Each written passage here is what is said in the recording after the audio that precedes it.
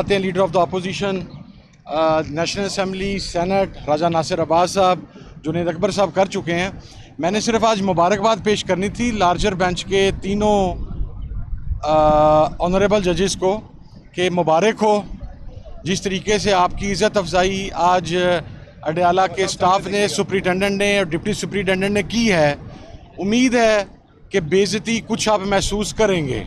میں آپ کو، چونکہ ہم تو پارلیمنٹیرین ہیں، ہم تو کسی نہ کسی طریقے سے انشاءاللہ کسی نہ کسی کمیٹی میں بلا کے یہ حساب پورا کر ہی لیں گے. ہم تو نہیں جانے دیں گے اس معاملے کو. لیکن میں جو لارجر بینچ تھا اس کے تینوں ججز کو آج مبارکباد پیش کرتا ہوں.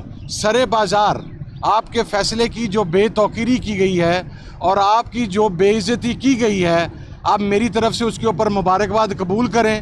مجھے امید ہے ہم کنٹیمپٹ فائل کریں گے. اس کے فائل کرنے کے بعد شاید آپ اپنی عزت کروا سکیں، جس کے مجھے بہرحال آثار نظر نہیں آتے کہ ایک ہائی کورٹ کے لارجر بینچ سے ایک ملازم اڈیالہ جیل کا سپرنٹینڈنٹ یا یہاں پر بیٹھا ہوا کرنل صاحب یا یہاں پر بیٹھا ہوا ڈپٹی سپرنٹینڈنٹ صاحب وہ جناب آپ سے زیادہ طاقتور ہے.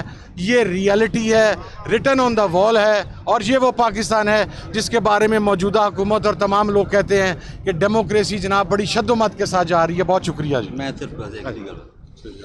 بسم اللہ الرحمن الرحیم. مجھ سے پہلے تمام لیڈران بات کر چکے ہیں. میں دو گزارشات لیگل آپ کو بیان کرنا چاہتا ہوں کہ سب سے پہلے آج کے آرڈر کے جو میں دیکھ رہا تھا کہ آج کا آرڈر عدلیہ کے لیے ایک بہت بڑا سوال ہے کہ جیل اتھارٹی نے جس طریقے سے عدلیہ کا آرڈر آج لارجر بینچ کا نہیں مانا، یہ اب عدلیہ کی اپنی ساکھ کا مسئلہ ہے. عدلیہ کا جو آرڈر تھا وہ ہمارا کوارڈینیٹر مقرر ہوا، اس میں 6 لوگوں کے نام لائرز کے بھی دیے جو 2 دن پہلے ملے، ان میں بھی 2 نام انہوں نے روک لیے. آج آپ نے دیکھا کہ یہ 6 نام ہم لوگوں نے دیے، انہوں نے آج 1 بجے سے لے کے 4 بجے تک کسی آدمی کو ملاقات کرنے نہیں دی. جہاں تک اس آرڈر کا تعلق ہے، اس آرڈر میں ایک چیز موجود تھی کہ اگر خان صاحب سے ملاقات ہوتی ہے تو بہر ہم آ کے کوئی سٹیٹمنٹ نہیں دے. آج تو انہوں نے ملاقات ہی نہیں کروانے دی.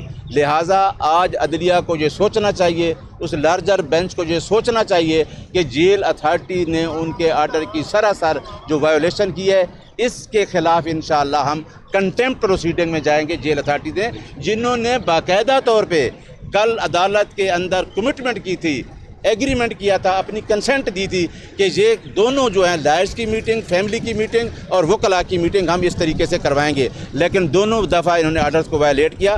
ہم آئین اور قانون کی بالادستی پہ یقین رکھنے والے ہیں، اور جو شخص اندر بیٹھا ہے جو ہمارا لیڈر ہے وہ آئین کی بالادستی اور قانون کی حکمرانی کی جنگ لڑ رہا ہے، اور وہی وہ شخص ہے جو پاکستان کو جوڑنے کی باتیں کرتا ہے. آج جو پاکستان کے حالات ہیں اس کے لیے عمران خان کا وجود اس اسٹیٹ کے لیے لازم اور ملزوم ہے. بہت شکریہ.